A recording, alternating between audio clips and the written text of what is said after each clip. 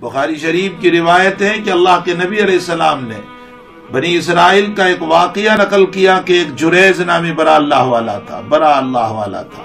उसका अपना एक इबादत खाना था, लोग उसमें इबादत करने के लिए आते थे। एक मर्तबा वो नमाज पढ़ रहे थे, उनकी माँ ने बुलाया जुरैज, लेकिन वो नमाज में थे, नहीं गए। थोड़ी देर के बाद फिर बुलाया जुरैज, वो नमाज में थे, नहीं गए। थोड़ी देर के बाद फिर बुलाया जुरैज, वो नमाज में थे, नहीं गए।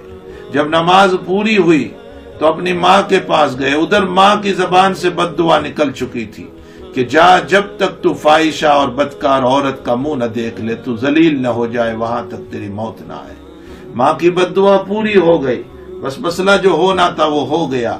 एक औरत जो है एक मासूम सा बच्चा लेकर के आई और यूं कहा, लोगों के पूछने पर जब इबादत करके लोग निकल रहे थे तो लोगों के पूछने पर उसने बताया कि क्या तुम इसको अल्लाह वाला बना करके बैठे हुए हो, जिसको तुम कहते हो हमारा बुजुर्ग है, हमारा बुजुर्ग है, ये इसी की वजह से, इसने मेरे साथ जिना किया और ये लड़का पैदा हुआ है उससे। उम्मत का मिजाज है कि जब गलत बातें चलती है तो बहुत जल्द यकीन कर लेती है और गलत बातों में कोई तहकीक नहीं करती कि आया ये सही भी है या गलत है। जैसे ही उस औरत ने कहा, सारे लोगों ने इस बात को मान लिया।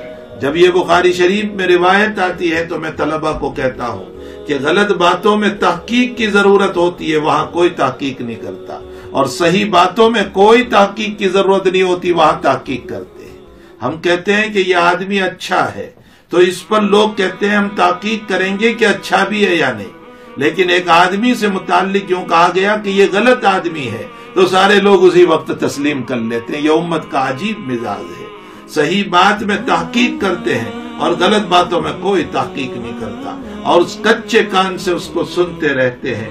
बहरहाल लोगों ने उस गलत बात को सुन लिया, समझ लिया, उस अल्लाह वाले को भी बहुत मारा, उसका इबादत खाना भी पूरा गिरा दिया। फिर क्या हुआ?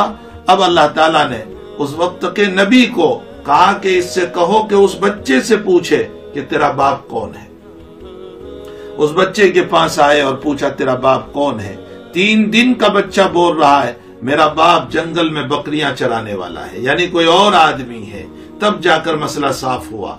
अब लोगों ने कहा कि हम आपका इबादत खाना सोने का बना दे, गोल का बना दे, और हम माफी चाहते हैं। उन्होंने कहा कि भाई ये तो मेरी माँ की बद्दुआ थी जो पूरी हो गई, मुझे जो देखना था वो मैंने देख लिया। अब हकीकत यह है कि मेरा इबादत खाना मिट्टी का था, बस मिट्टी ही का बना दो, मुझे सोने की और गोल की और सिल्वर की कोई जरूरत नहीं है। बहरहाल मैं इस वाक़ये को ये इसलिए पेश कर रहा हूँ कि देखो माँ का मकाम कितना जबरदस्त है। हत्ता कि हदीस शरीफ में फरमाया माँ बाप की रजा में अल्लाह की रजा है और माँ बाप की नाराजगी में अल्लाह की नाराजगी है। माँ के कदमों के नीचे जन्नत बताई गई और बाप को जन्नत का दरवाजा बताया गया। ये भी याद रखें कि जब ये रिवायत आई है तो हुजूर पाक सल्लल्लाहु अलैहि वसल्लम ने उस मौके पर एक जुमला इरशाद फरमाया। नबी अलैहिस्सलातु वस्सलाम ने फरमाया कि जुरैज सूफी थे, आलिम नहीं थे। जुरैज सूफी थे, आलिम नहीं थे। अगर ये आलिम होते तो जरूर नमाज को तोड़कर माँ का जवाब दे देते, इसलिए कि नमाज बाद में भी पढ़ी जा सकती थी, लेकिन माँ का मसला कैसे हल होगा। इसीलिए हमारी उम्मत का मसला भी ये है कि हमारी उम्मत के अंदर अगर हम नमाज पढ़ रहे हो और माँ का बुलावा आ जाए और उन लोगों को पता है माँ बाप को कि वो नमाज पढ़ रहा है, फिर भी वो बुलाएं, तो उसका मतलब ये निकला कि यकीनन माँ बाप को जरूरत होगी तभी बुलाया है। तो नमाज तोड़ दें और नमाज तोड़ कर चले जाएं अपने माँ बाप के पास और उनकी जरूरत को पूरा करें, उनकी खिदमत कर ले। नमाज तो बाद में भी पढ़ी जाती है, पढ़ी जा सकती है। तो बहरहाल मेरे भाइयों, माँ बाप का मकाम बहुत ऊंचा है, बहुत ऊंचा है। माँ बाप के जो नाफरमान है, इन मुकद्दस रातों के अंदर चाहिए कि अपने माँ बाप से माफी मांगे, अपने माँ बाप से माफी मांगे, अपने माँ बाप से माफी मांगे।